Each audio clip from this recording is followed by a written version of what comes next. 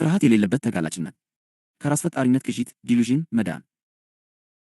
ምዕራፍ 3 ከፍርሃት ነፃ የሆነ ተጋላጭነት ውድቀት ብሩክነስ ለእግዚአብሔር ቅድመ ሁኔታ የሌለው ፍቅር መድረክ ሲሆን እግዚአብሔር በሰው ልጅ ውድቀት ብሩክነስ ተቀይሞ አያውቅም።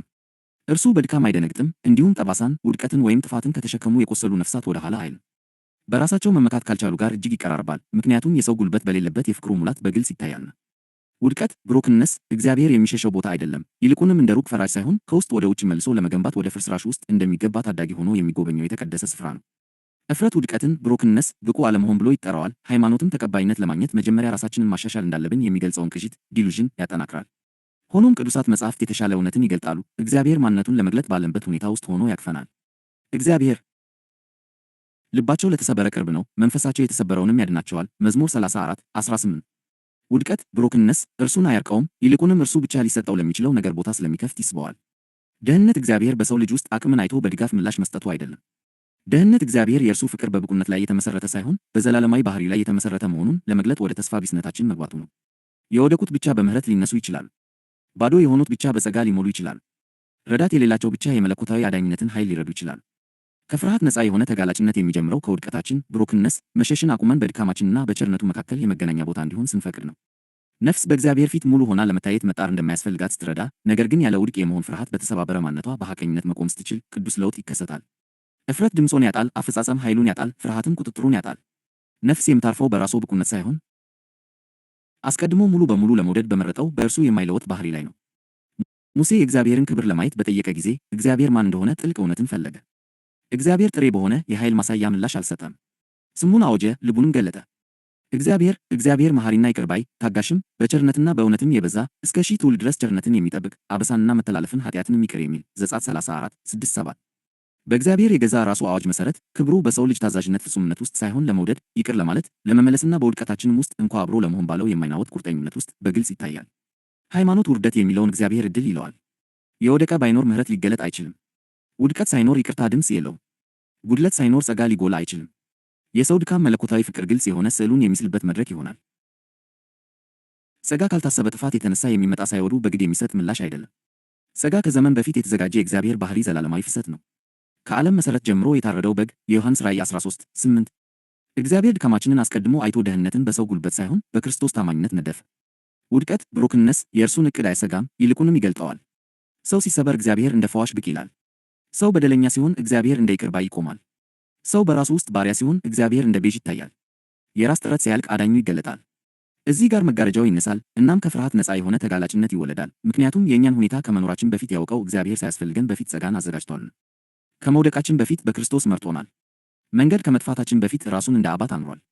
በእንደዚህ አይነት ፍቅር ፊት ውድቀት ብሩክነስ ከእንግዲህ ለመሸሸጊያ ምክንያት አይሆንም። ሁልጊዜም ለመመለስ ዝግጁ ለሆነው ለእርሱ እቅፍ ውስጥ የመውደቂያ ቦታ ይሆናል። ይህ ፍቅር ዝም ብሎ የሚመጣ ርኅራኄ አይደለም፣ ከእግዚአብሔር ዘላለማዊ ዓላማ ጋር የተቆራኘ ነው። ከመጀመሪያው ጀምሮ እርሱ የሰውን ልጅ የፈጠረው ዝም ብሎ እንዲኖር አይደለም። የፈጠረን ለልጅነት ነው። መለኮታዊ ሕይወትን እንድንወርስ፣ ክብሩን እንድንካፈልና በዘላለማዊ ኅብረት እንድንኖር ተፈጠርን። ልጁ በብዙ ወንድሞች መካከል በር ይሆን ዘንድ አስቀድሞ ያወቃቸው የልጁን መልክ እንዲመስሉ አስቀድሞ ደግሞ ወስኗልና ሮሜ 8:29 ወንጌል የከሸፈን ፕሮጀክት አይጠግንም፣ ይልቁንም የቤተሰብ ዕቅድን ይገልጣል። ፍጥረት ራሱ የእግዚአብሔርን መልክ በወንዶችና በሴቶች ልጆች አማካኝነት ለማብዛት የተዘጋጀ ንድፍ ነው።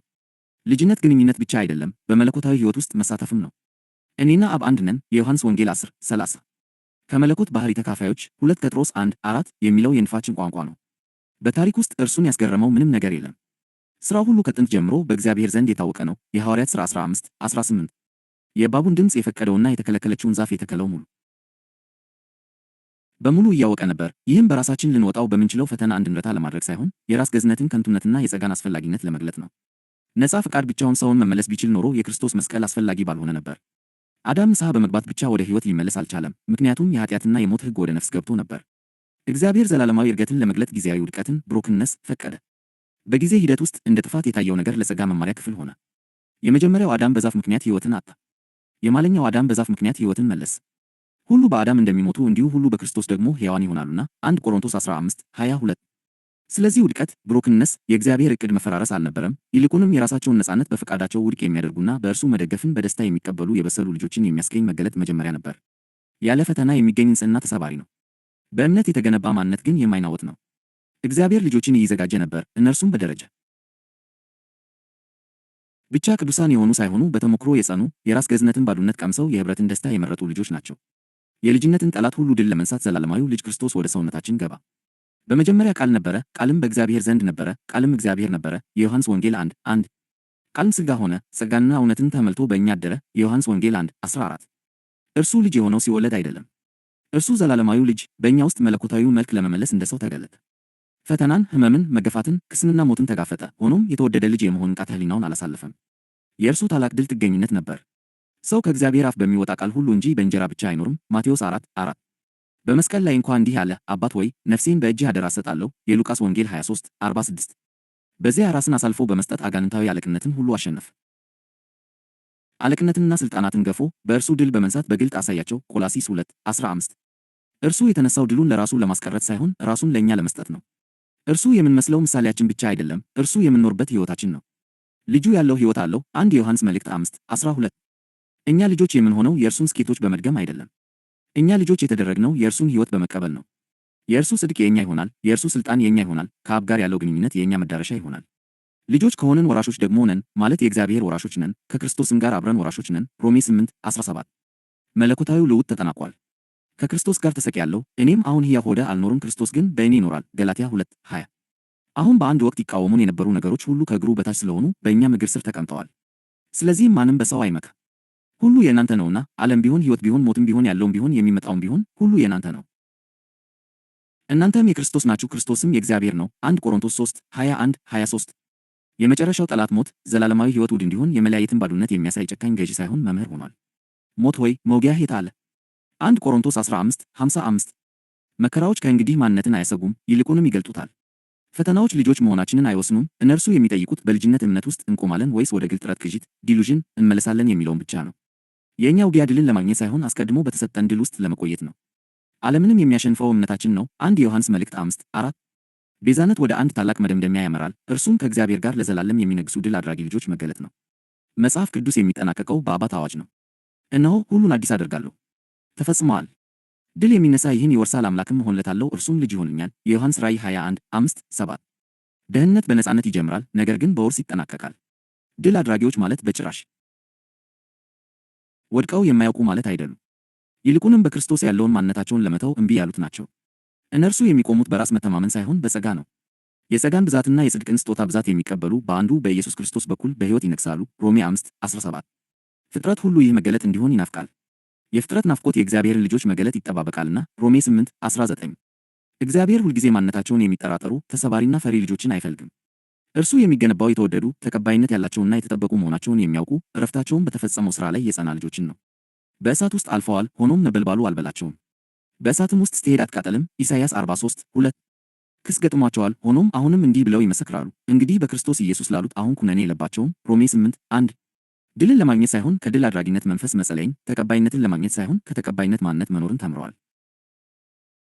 ይህ ከፍርሃት ነፃ የሆነ አቋም ሊኖር የቻለው ልጅነት በልደት እንጂ በሥራ ባለመሆኑ ነው። ለተቀበሉት ሁሉ ግን በስሙ ለሚያምኑት ለእነርሱ የእግዚአብሔር ልጆች የሆኑ ዘንድ ሥልጣንን ሰጣቸው። የዮሐንስ ወንጌል 1:12 ኢየሱስ ክርስቶስ እንደሆነ የሚያምን ሁሉ ከእግዚአብሔር ተወልደዋል። 1 ዮሐንስ መልእክት 5:1 ማንነት በጥረታችን የሚገኝ ሳይሆን የሚቀበሉት ስጦታ ነው። የማይናወጥ የሆነው እኛ ፍጹም ስለሆነ ሳይሆን ክርስቶስ ሕይወታችን ስለሆነ ነው። በእርሱም ሆናችሁ ተሞልታችኋል። ቆላስይስ 2:10 እግዚአብሔር ልጆቹን ኃጢአት፣ ክስና ግጭት ካለበት ዓለም አልሰወራቸውም። ይልቁንም ከነዚህ ኃይሎች በላይ የሚቆም ማንነት ሰጥቷቸዋል። የተቃውሞ መኖር የልጅነት ሥልጣን የሚታይበት መድረክ ይሆናል። ኩነኔ በሚነሳበት ጊዜ ልጁ ይማልዳል። የሞተው ይልቁንም ከሙታን የተነሳው በእግዚአብሔር ቀኝ ያለው ደግሞ ስለ እኛ የሚማልደው ክርስቶስ ኢየሱስ ነው። ሮሜ 8:34 ከእንደዚህ አይነት ፍቅር ምንም ሊለየን አይችልም። ሞት ቢሆን ሕይወትም ቢሆን ሌላ ፍጥረትም ቢሆን በክርስቶስ ኢየሱስ በጌታችን ካለ ከእግዚአብሔር ፍቅር ሊለየን እንዳይችል ተረድቻለሁ። ሮሜ 8:38-39 እዚህ ጋር አባት ለልብህ ይናገራል። ክርስቶስ የመጀመሪያ ማንነትህ ነው። አንተ ማንነትህ የሆንከው እግዚአብሔር ከዓለም መሠረት በፊት በልጁ ውስጥ ሆን ተብሎ ስለቀረጸ ነው። በእርሱ ከዓለም መሠረት በፊት መርጦናል። ኤፌሶን 1:4 ለሕልውናህ ደራሲ አንተ አይደለህም፣ ስለዚህ ራስህን የመተርጎም ሸክም አይኖርብህም። ዘመናትህን ወሰንህንና ልደትህን እርሱ ወስኗል። በማኅፀን ሳልሠራህ አውቄሃለሁ። ኤርምያስ 1:5 ሕይወት በውጫዊ ስብዕና ላይ የቀረጸው አብዛኛው ነገር የመከላከልና የመትረፍ ታሪክ ቢሆንም በውስጡ ግን ውስጣዊ ሰው ዕለት ዕለት ይታደሳል። የውጭው ሰዋችን ቢጠፋ እንኳ የውስጡ ሰዋችን ዕለት ዕለት ይታደሳል። 2 ቆሮንቶስ 4:16 ውድቀት ብሮክንነስ የማንነት ቀውስን ፈጠረ፣ እግዚአብሔርን ማሰብንም ወደ ራስን ማሰብ ለወጠው። ወንጌል ግን እውነተኛውን ማዕከል ይመልሳል። የእግዚአብሔር ልጆች ተብለን እንድንጠራ አብ እንዴት ያለውን ፍቅር እንደሰጠን እዩ። 1 ዮሐንስ መልእክት 3:1 ይህ መገለጥ እየታየ ሲመጣ ግራ መጋባት ይጠፋል፣ ኩነኔ ይላላል፣ ፍርሃትም ይሞማል።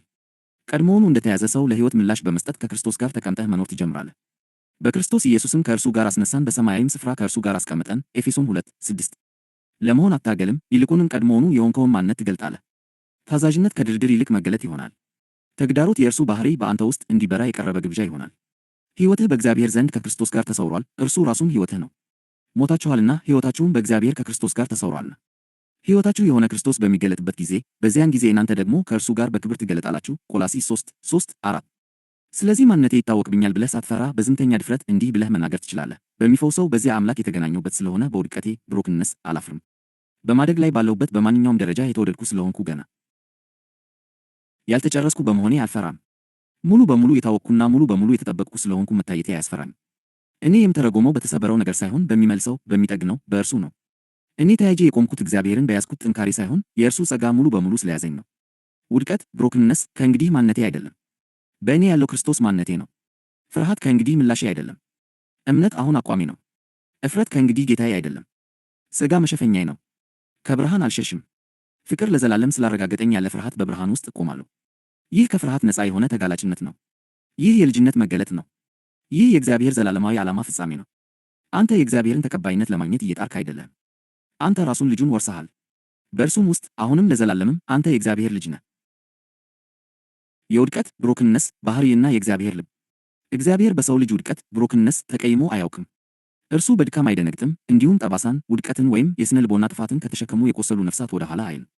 ይልቁንም እግዚአብሔር በራሳቸው መመካት ካልቻሉ ጋር እጅግ ይቀራረባል፣ ምክንያቱም የሰው ጉልበት በሌለበት የፍቅሩ ሙላት በግልጽ ይታያልና። ውድቀት ብሮክንነስ እግዚአብሔር የሚሸሸው ቦታ አይደለም። ይልቁንም እንደ ሩቅ ፈራጅ ሳይሆን ከውስጥ ወደ ውጭ መልሶ ለመገንባት ወደ ፍርስራሽ ውስጥ በፈቃደኝነት እንደሚገባ ታዳጊ ሆኖ የሚጎበኘው የተቀደሰ ስፍራ ነው። የሰው እፍረት ብዙ ጊዜ ውድቀትን ብሮክንነስ እንደ ብቁ አለመሆን ይተረጉመዋል። ሃይማኖትም በእግዚአብሔር ዘንድ ተቀባይነት ለማግኘት መጀመሪያ ራሳችንን ማሻሻል እንዳለብን በማስተማር ይህንን ቅዥት ዲሉዥን ያጠናክራል። ሆኖም ቅዱሳት መጻሕፍት ፍጹም የተለየ እውነትን ይገልጣሉ። እግዚአብሔር የሰውን ልጅ ለማቀፍ እነርሱ እስኪሻሻሉ አይጠብቅም፣ ይልቁንም የሚለውጥ ባህሪውን ለመግለጥ ባሉበት ሁኔታ ውስጥ ሆኖ ያቅፋቸዋል። ዳዊት እንዲህ ሲል ያውጃል፣ እግዚአብሔር ልባቸው ለተሰበረ ቅርብ ነው፣ መንፈሳቸው የተሰበረውንም ያድናቸዋል። መዝሙር 34:18 ውድቀት ብሮክንነስ እርሱን አያርቀውም፣ ይልቁንም እርሱ ብቻ ሊሰጠው ለሚችለው ነገር ቦታ ስለሚከፍት ይስበዋል። ደህንነት እግዚአብሔር በሰው ልጅ ውስጥ አቅምን አይቶ በድጋፍ ምላሽ መስጠቱ አይደለም። ደህንነት እግዚአብሔር የእርሱ ፍቅር በሰው ብቁነት ላይ የተመሰረተ ሳይሆን በራሱ ዘላለማዊ ባህሪ ላይ የተመሰረተ መሆኑን ለመግለጥ ወደ ወደቀው የሰው ልጅ ተስፋ ቢስነት መግባቱ ነው። ውድቀት ብሮክንነስ ለመለኮታዊ ጸጋ እንቅፋት አይደለም፣ ይልቁንም ጸጋ ትክክለኛ መድረኩን የሚያገኝበት ትክክለኛ ሁኔታ ነው። የወደቁት ብቻ በምህረት ሊነሱ ይችላል። ባዶ የሆኑት ብቻ በጸጋ ሊሞሉ ይችላል። ረዳት የሌላቸው ብቻ የመለኮታዊ አዳኝነትን ኃይል ሙሉ በሙሉ ሊረዱ ይችላል። ከፍርሃት ነፃ የሆነ ተጋላጭነት የሚጀምረው ከውድቀታችን ብሮክንነስ መሸሽን አቁመን በድካማችንና በእግዚአብሔር ቸርነት መካከል የመገናኛ ቦታ እንዲሆን ስንፈቅድ ነው። ነፍስ በእግዚአብሔር ፊት ሙሉ ሆና ለመታየት መጣር እንደማያስፈልጋት ስትረዳ፣ ነገር ግን ያለ ውድቅ የመሆን ፍርሃት በተሰባበረ ማንነቷ በሐቀኝነት መቆም ስትችል ቅዱስ ለውጥ ይከሰታል። እፍረት ድምፁን ያጣል ይጀምራል። አፈጻጸም ኃይሉን ያጣል። ፍርሃት ቁጥጥሩን ያጣል። ነፍስ የምታርፈው በራሱ ብቁነት ሳይሆን አስቀድሞ ሙሉ በሙሉ ለመውደድ በመረጠው በእርሱ የማይለወጥ ባህሪ ላይ ነው። ከፍርሃት ነፃ የሆነ ተጋላጭነት የሚወለደው እዚህ ጋር ነው። ውድቀት ብሮክንነስ እንደ መለኮታዊ ዕድል የእግዚአብሔር ባህሪ መግለጫውን የሚያገኝበት። ሙሴ የእግዚአብሔርን ክብር ለማየት በጠየቀ ጊዜ እርሱ የፈለገው ጥሬ የሆነ የኃይል ማሳያ ወይም ኮስሚክ ስልጣን አልነበረም። እርሱ እግዚአብሔር በማንነቱ እምብርት ውስጥ በእውነት ማን እንደሆነ ማወቅ ፈልጎ ነበር። በምላሹም እግዚአብሔር እጅግ በሚያስፈራ ግርማ አልተገለጠም ወይም በሚበላ እሳት ኃይሉን አላሳየም። ይልቁንም የባህሪው ጥልቅ እውነት ገለጠ። ቅዱስ ቃል እንዲህ ሲል ያውጃል፣ እግዚአብሔርም በፊቱ አልፎ እግዚአብሔር መሐሪና ይቅር ባይ ታጋሽም በቸርነትና በእውነትም የበዛ እስከ ሺህ ትውልድ ድረስ ቸርነትን የሚጠብቅ አበሳንና መተላለፍን ኃጢአትን የሚቅር የሚል ዘጸአት 34:6-7 እግዚአብሔር ክብሩን እንደ ግፊት ፍርድ ወይም ቁጥጥር አልተረጎመው።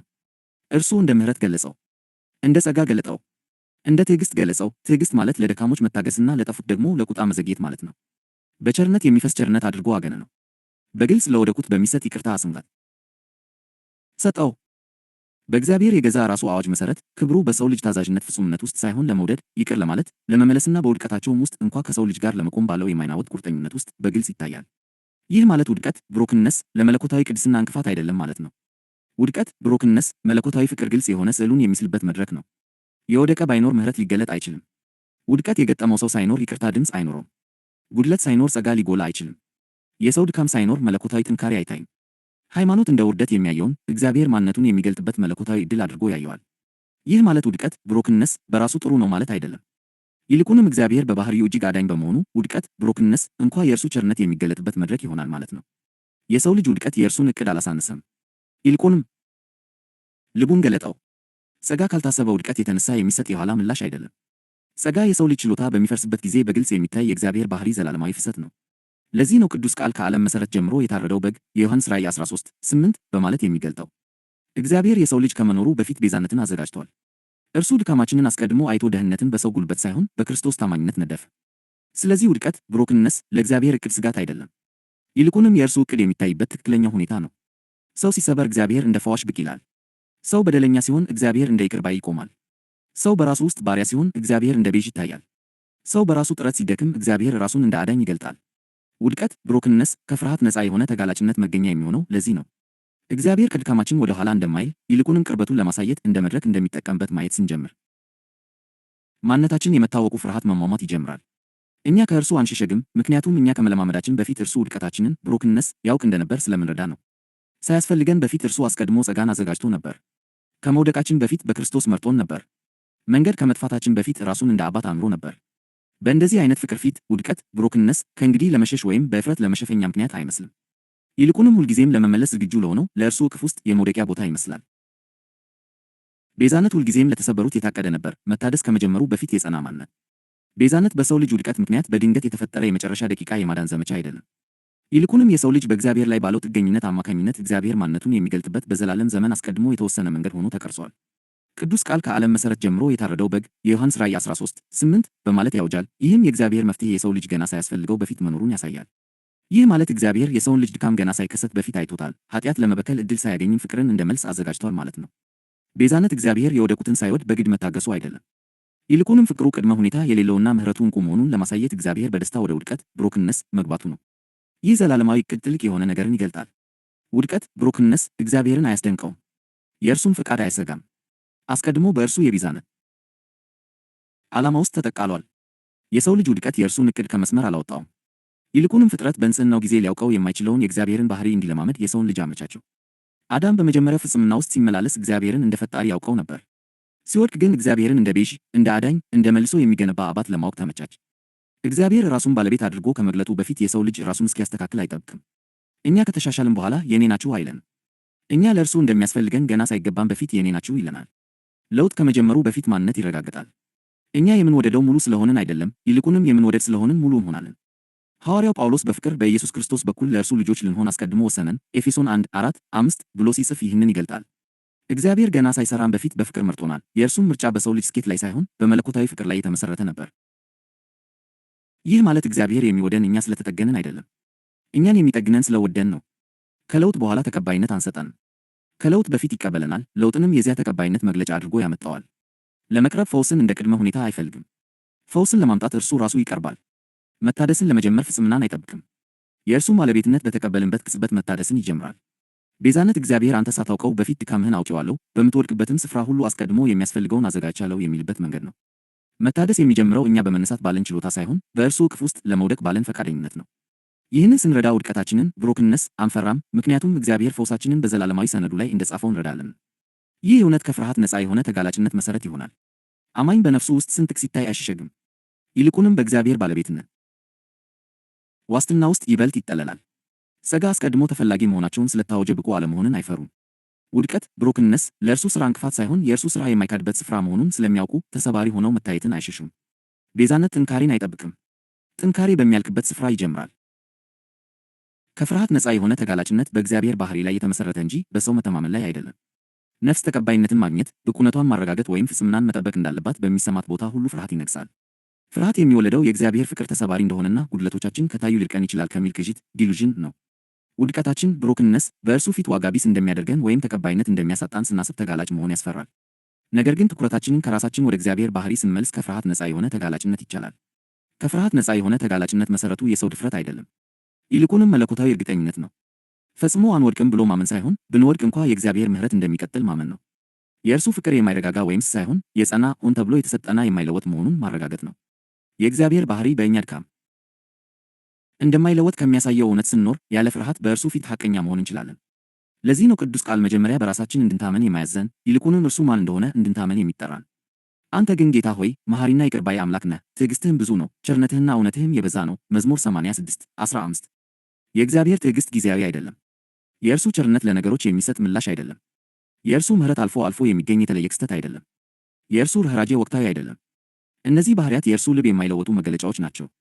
ኢየሱስ ነፍሱን ስለ እኔ የሚያጠፋ ሁሉ ያገኘታል ማቴዎስ 16:25 ብሎ ሲያውጅ ይህንን እውነት አጽንቷል።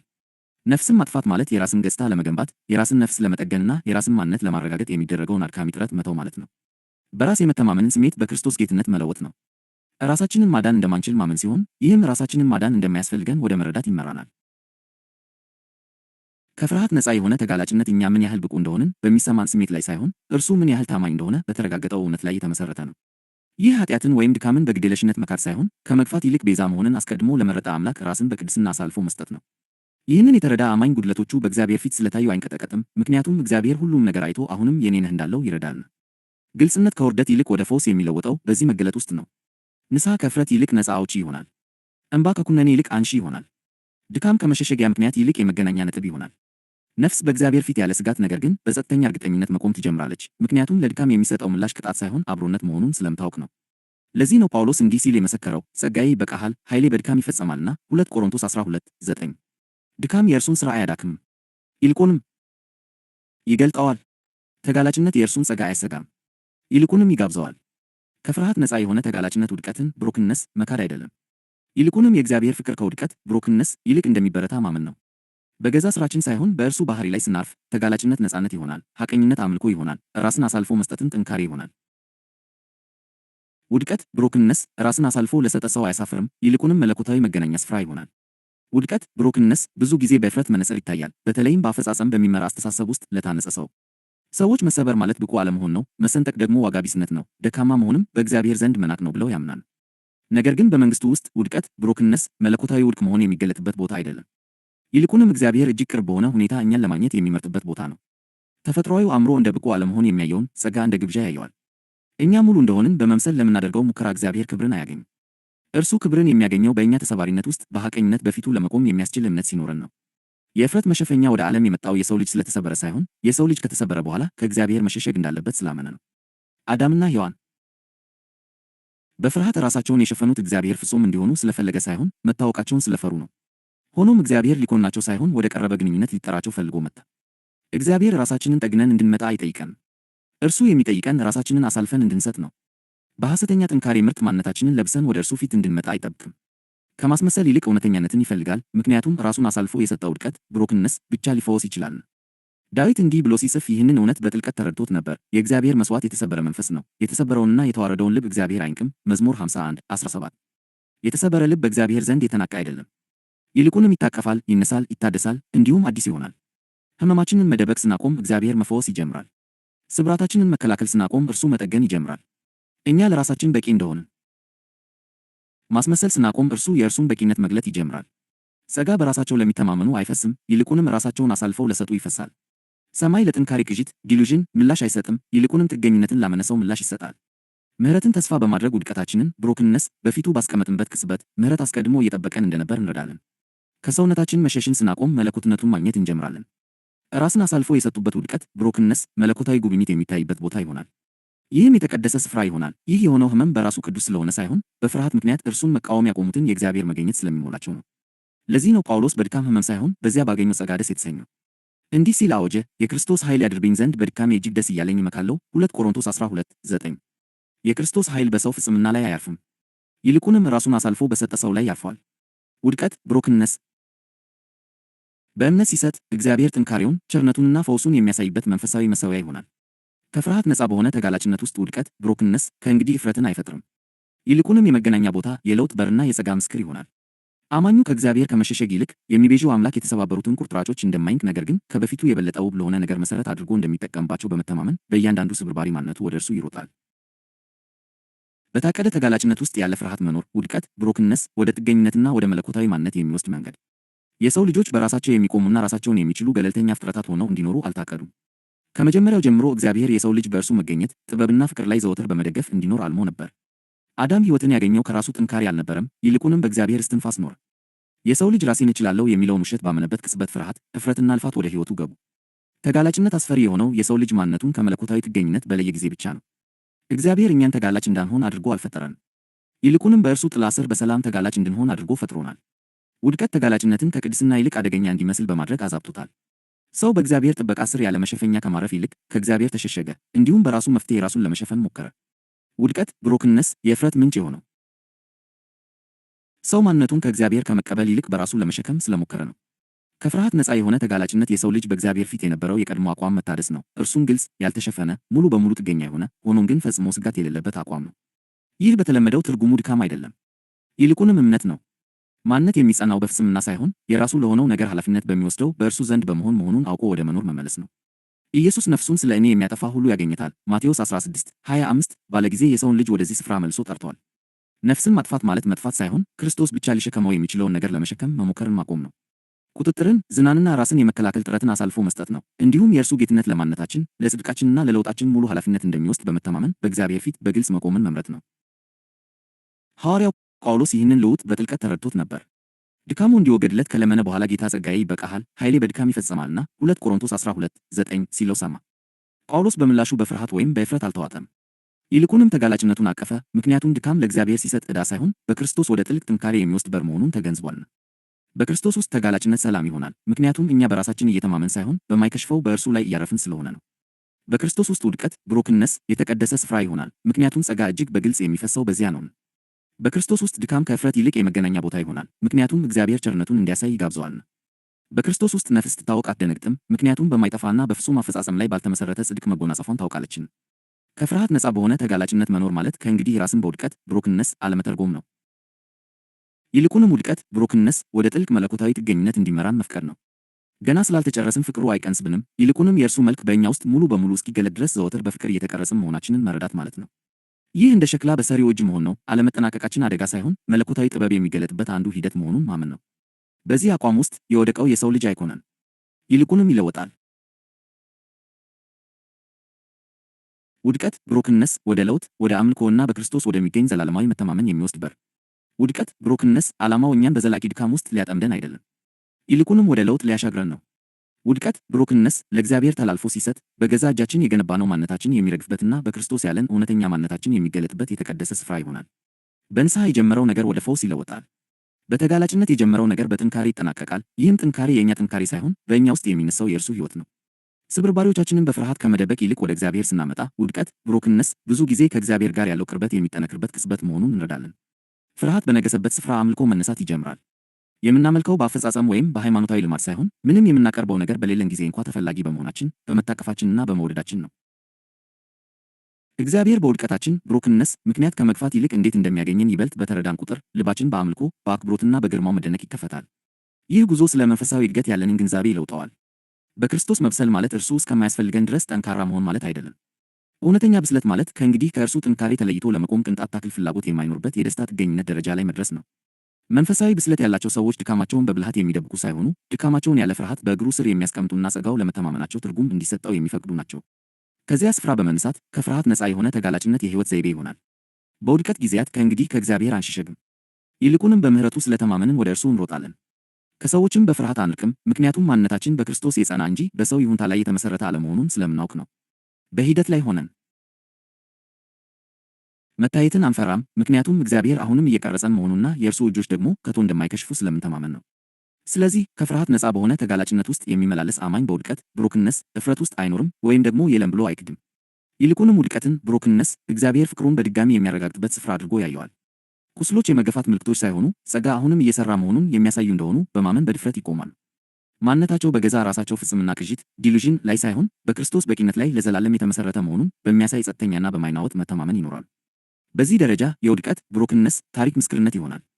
አማኙ ከእንግዲህ ስለ ድካም በእፍረት አይናገርም፣ ነገር ግን በአክብሮት ይናገራል፣ ምክንያቱም የእርሱን የጥንካሬ ታላቅነት ያገኘው በድካም ውስጥ ስለሆነ ነው።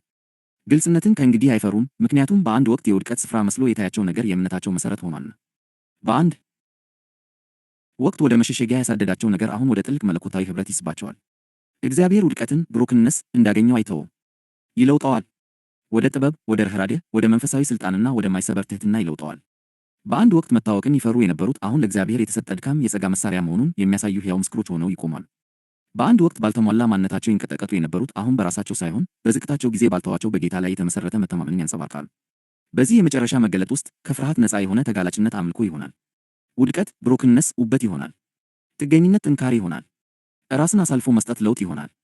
አማኝም በሙሉ እርግጠኝነት እንዲህ ብሎ በደስታ ያውጃል፣ በሚፈውሰው በዚያ አምላክ የተገናኘሁበት ስለሆነ በውድቀቴ ብሮክንነስ አላፍርም። በማደግ ላይ ባለሁበት በማንኛውም ደረጃ የተወደድኩ ስለሆንኩ ገና ያልተጨረስኩ በመሆኔ አልፈራም። ሙሉ በሙሉ በታወቅኩና በእግዚአብሔር ዘንድ ሙሉ በሙሉ በተጠበቅኩ ስለሆንኩ መታየቴ አያስፈራኝ። እኔ የምተረጎመው በተሰበረው ነገር ሳይሆን በሚመልሰው በሚጠግነው በእርሱ ነው። የእርሱ ጸጋ ሙሉ በሙሉ ስለያዘኝ እኔ ራሴን አያይዤ ለመቆም አልታገልም። ውድቀት ብሮክንነስ ከእንግዲህ ማንነቴ አይደለም። በእኔ ያለው ክርስቶስ ማንነቴ ነው። ፍርሃት ከእንግዲህ ምላሼ አይደለም። እምነት አሁን አቋሜ ነው። እፍረት ከእንግዲህ ጌታዬ አይደለም። ሥጋ መሸፈኛዬ ነው። ከእንግዲህ ከብርሃን አልሸሽም። ፍቅር ቀድሞውኑ ለዘላለም ስላረጋገጠኝ ያለ ፍርሃት በብርሃን ውስጥ እቆማለሁ።